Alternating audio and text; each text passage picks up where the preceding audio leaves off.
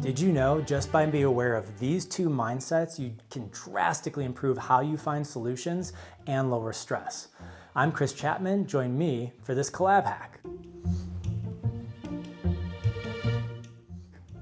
So it's my nephew's birthday and I get him this robot dinosaur. It comes in this absolutely huge box. He shreds it open, he plays with the dinosaur, but an hour later, he's no longer playing with that dinosaur. He's playing with something else. Any guesses what it is?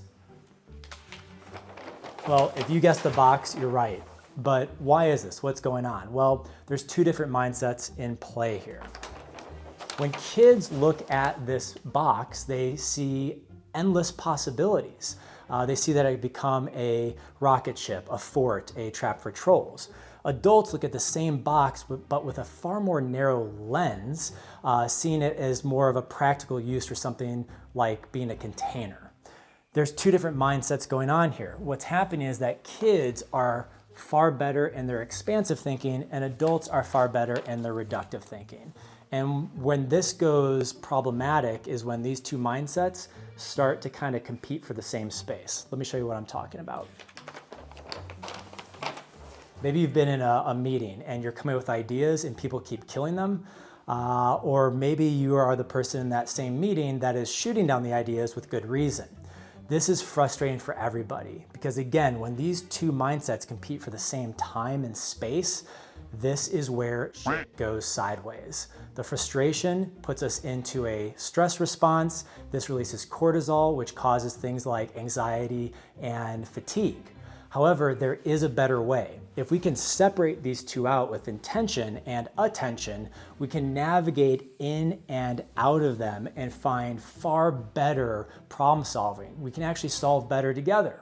Not only that, when we start solving better together, we start releasing hormones in our body like oxytocin and serotonin, which build trust and actually make us feel happier. So these two different mindsets being separated are very key, and somebody who figured this out was Ernest Hemingway. He used to recommend in his own writing and to others to write drunk and edit sober, keeping those two things very separate. So now that you know it's important to separate the two, let's give you a practical way you can go practice this on your own.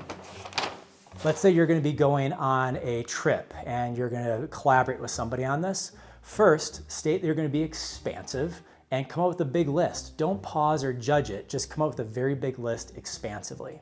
Then you have to be very clear that you're going to be transitioning at a certain point once you have that list down to reductive thinking and have a chat, a discussion about the whys behind you made those choices of where you thought you wanted to go, and then go reductive again. And now it's time for both of you to vote on where you're going to end up going. Remember, the key is to separate the two mindsets. Expansive is for dreaming up possibilities and reductive is for refining things into action. If you do this, you'll lower friction, lower stress, and you'll solve things better together. I hope you enjoyed this collab hack. If you found it interesting, be sure to check out the link in the description. And as always, if you found it helpful, please like, subscribe, and share.